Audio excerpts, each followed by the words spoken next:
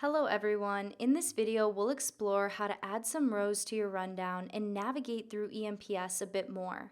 We've already created our rundown, so if you don't have one created yet, make sure to go back and watch the first video where I showed you how to do that.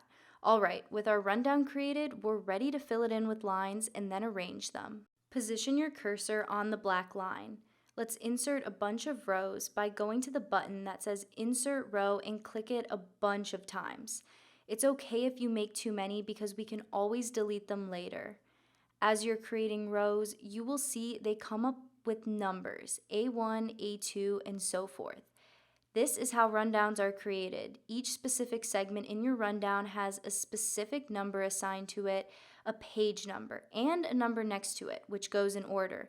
It will start with A and go in alphabetical order depending on how many breaks you have in your show. Blocks are the chunks of your rundown in between commercials. To create a new block, you'll use the break button. Let's say we pick this row to be the end of the A block and start our break. Just click the break button little box and the row will turn blue. This is now a break row and it has been renamed to B0. Notice how the page numbers in the row underneath have changed to B. This is the beginning of the second block. Now you can see that we have the A block and the B block with one break in between. You can add more breaks and as many blocks as needed. The black line here is the end of the show. If you click that black line and insert a row, it will go above it. But if you click below the black line and insert a row, it is going to create what is called the Z block, which is a good spot for stories that are maybes and can be used to fill time if anything goes wrong in a live show.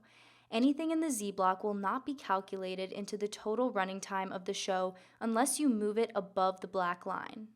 If you need a story, just click on it and drag it into the rundown and drop it wherever you want that story to go, and it will become part of the show. The next thing we need to do is arrange our buttons at the top. There are a lot of options for the columns. We want to click the button Layout on the top left area. After you click on Layout, click the button that says Select Columns. When you click on this button, you will see a long list of options that are available in the left column and the ones that you actually have in your show on the right. You can use the arrows to move the ones you need to the right column and the ones you don't need to the left column. Click Save to your choices. You can then rearrange the columns in the rundown as well by clicking and dragging them to wherever you want them to go. Here's an example of me dragging over some columns and just changing where they are.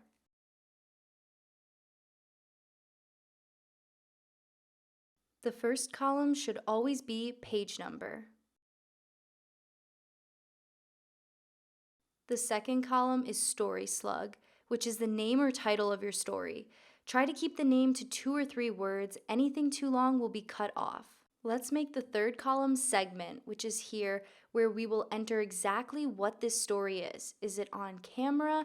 Is it a 2-shot, VO, tease, package, live shot, etc.? Next, we have the anchor column, which is where we put the name of the anchor who is reading that particular story. For the show I'm doing, this rundown, my anchor is going to be myself, Bella. You have 2 columns that say anchor if you've noticed, one with an asterisk and one without. Make sure to use the one without the asterisk.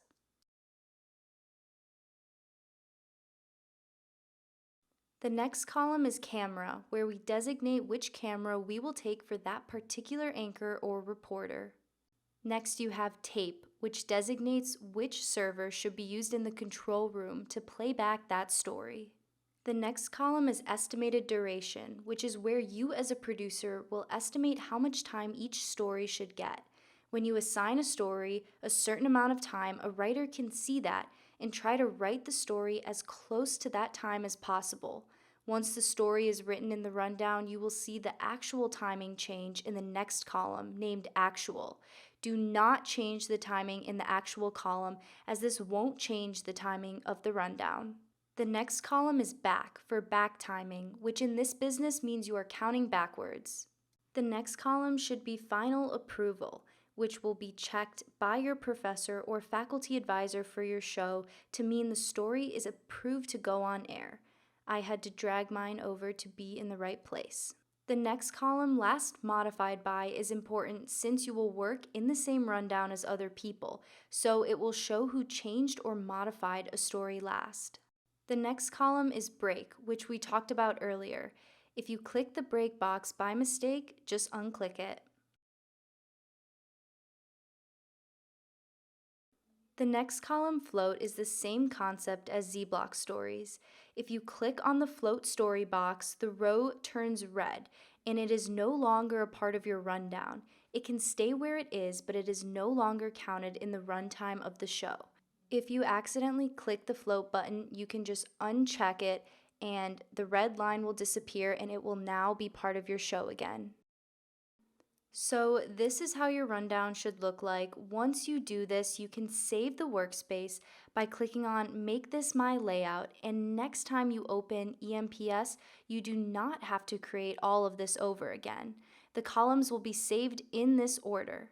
In the next video, we will show you how to fill out the rundown.